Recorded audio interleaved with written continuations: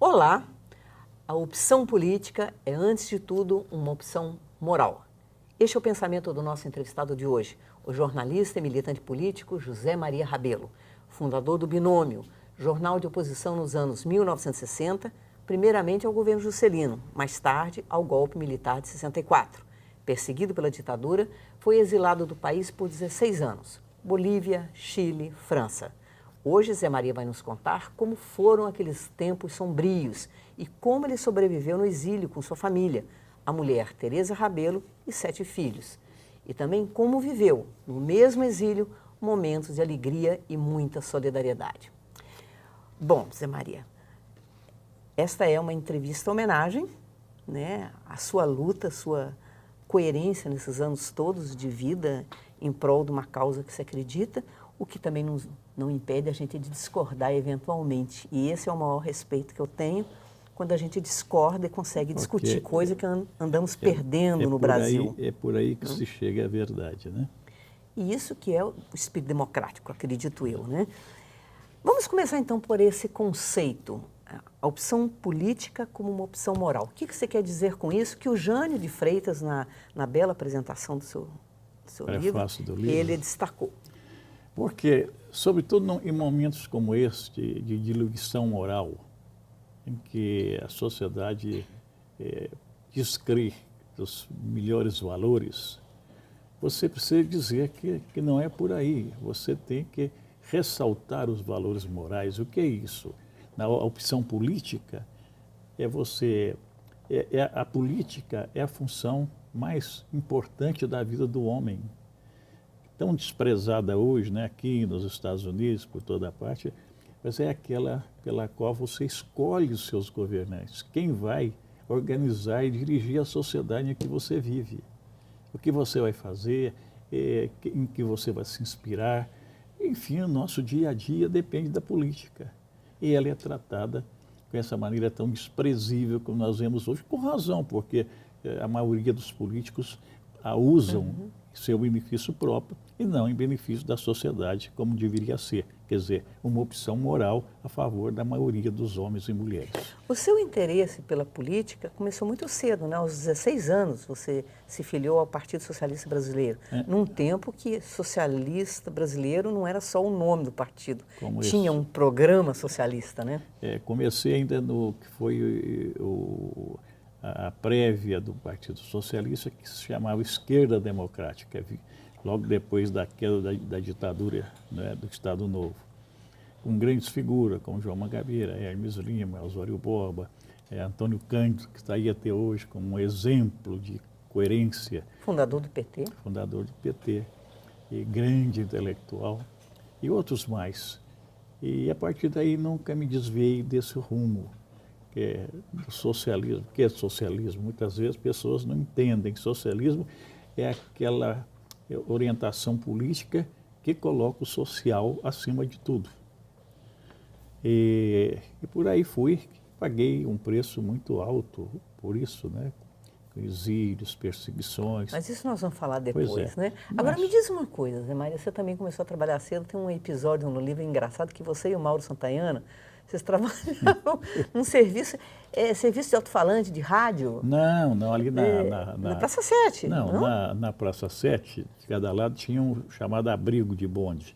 Os bondes vinham da Zona Sul, vinham lá dos bairros lá de cima, e desciam que faziam o contorno da praça. E os da Zona Norte, o contrário. Aí ali tinha um serviço de alto-falante que vendia anúncios. O senhor que está indo para sua casa, não esqueça de comprar o pão na padaria Bosque, que estava ali perto. Aí ganhava um pãozinho na padaria Bosque. E tal. Anunciava uma frutinha ali do Jacarandá. Jacarandá era o principal anunciante, tinha uma bancazinha de fruta. E eu e o Mauro passamos muito tempo comendo fruta, porque o dinheiro não entrava. Graças aos anúncios, graças aos anúncios. Mas e depois, Maria? Você trabalhou em vários jornais, né? Foram vários, muitos deles extintos hoje, mas vários. E aí você cria o Binômio em 61, se não me engano? 62. 62. É. Que tinha uma linha editorial... Não, 52. 52. 52? 52. A gente confunde as datas, né? É. Assim, e era oposição ao Juscelino, quer dizer... Era o governo Juscelino aqui na época, né? E que o Binômio nasceu daí, porque o Juscelino tinha um programa de governo que se chamava Binômio Energia e Transporte. Então nós também esse é o binômio da mentira. O nosso é o verdadeiro, é o binômio sombra e água fresca. Que tinha uma linha editorial, digamos, humorística, né? Cultivava o humor, mas ao mesmo tempo houve matérias importantíssimas, como foi a questão do tráfico dos nordestinos. Não, pois ele fez que o Roberto Drummond fez. O Binômio começou, como nós dizemos, era uma brincadeira de estudantes que a gente não sabia para onde é que ia levar. Nós não tínhamos grandes pretensões. Foi a resposta popular que nos animou. Nós tiramos 2.000 exemplares e se esgotaram imediatamente. Um jornalzinho feio, pequenininho, sabe, mas dizendo o que o povo queria ouvir, que em grande mídia não dava.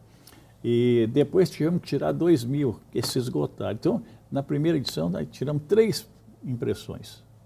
Aí nós nos animamos. Mas qual era a linha editorial? Era assim, de independência, mas de muita... Era muito iconoclasta, né? Muito iconoclasta, muito... crítico das instituições e das pessoas, sabe? E já começava a dizer o seguinte, o Binômio tem, ao contrário dos grandes jornais, tem 99% de independência e 1% de compromissos escusos, enquanto os outros... É o contrário. Qual é o compromisso escuso? Era o bar do Caçula, na Rua da Bahia, que pagava um anúnciozinho lá e nos dava um sanduíche de vez em quando. Então, essa era a nossa parte escusa do Binômio. E foi surgindo, foi crescendo. Agora eu vou ressaltar essa matéria do realmente o tráfico dos nordestinos. Não, mas foi depois, na segunda fase. Na segunda fase, mas no mesmo jornal. Mas eu gosto foi uma matéria muito importante. Eu gosto muito da primeira fase, que era a criança, pequenininha, né? Quando ele estava bem pequenininha, essa outra fase ele já estava maior. É aqui, que é coisa formidável que eu sempre mostro, as pessoas ficam aqui. O concessionário do cassino lá de Araxá chamava-se João Rola, chamava-se Rola, sabe? Então, Joaquim Rola, com 2 L's, né? E R maiúsculo. E uma vez Juscelino viajou com ele para lá. Sabe qual foi a manchete do Binômio? Olha o humor do Binômio. Lê aqui. Eu li. Juscelino foi a Araxá e levou o Rola. Aí não gostou, né? Aí foi um sucesso da cidade pequena, 300 mil habitantes, quer dizer que o governador levou o Rola. Não era não, levou o seu Joaquim Rola em sua companhia. O Binômio não fazia pornografia, sabe? Era sempre um humor. Agora, vamos partir para 64. 64 houve uma repressão ao Não, mas aí veio a segunda fase do jornal. Não, mas daí não dá tempo. Mas você falou lá do Nós temos pouco tempo agora para terminar, de imigrantes, né? Então, depois veio a fase das grandes reportagens, e depois 64, que o Binômio, desde o início, desde 60, foi oposição. E aí houve o famoso incidente do general que marcou a minha vida, né? O general Punaro Bley. Que nós publicamos, quem era ele estava já na conspiração, e ele foi ao jornal para me agredir. E eu tive que reagir. Esse foi famoso. Como eu lutava o bem. O soco mais famoso da história, na cara do general. Do Brasil né? E foi mais de um, né? Foi mais de um. Ele me agrediu lá dentro da redação. Nossa, e depois ele, ele fazia isso com os jornalistas no Espírito Santo, onde ele foi interventor da ditadura, do Estado Novo. Então ele pensou que também lá ia acontecer isso. Bom, e aí depois... Ele tentou bater com aquele chicote, né? Não é chicote, não, um bastonete. Um bastonete. E aí, quando nos separaram, ele disse, isso não vai ficar assim. Eu falei, você não vai voltar aqui sozinho. E realmente não. Mas aí voltaram. 3 horas depois, 200 homens do Exército, da Marinha, da Marinha do Exército, da Aeronáutica e do CPOR, sob o comando direto de seus comandantes. Isso é que é grave. Destruíram tudo. Não era só o pessoal da base militar, não, os comandos militares. E destruíram tudo, tudo. Nem os quadros da parede foram respeitados. Aí, então, depois você teve que fugir, né? Mas isso foi em 61. Sim, mas daí depois você teve que, mais tarde, fugir. Aí o binômio continuou circulando. Uhum. Né? E, apesar de depredado, ele continuou circulando. Isso foi em 61, foi dezembro de 61, e o golpe foi em 64. Uhum. Chegou em 64, era a hora do acerto, né?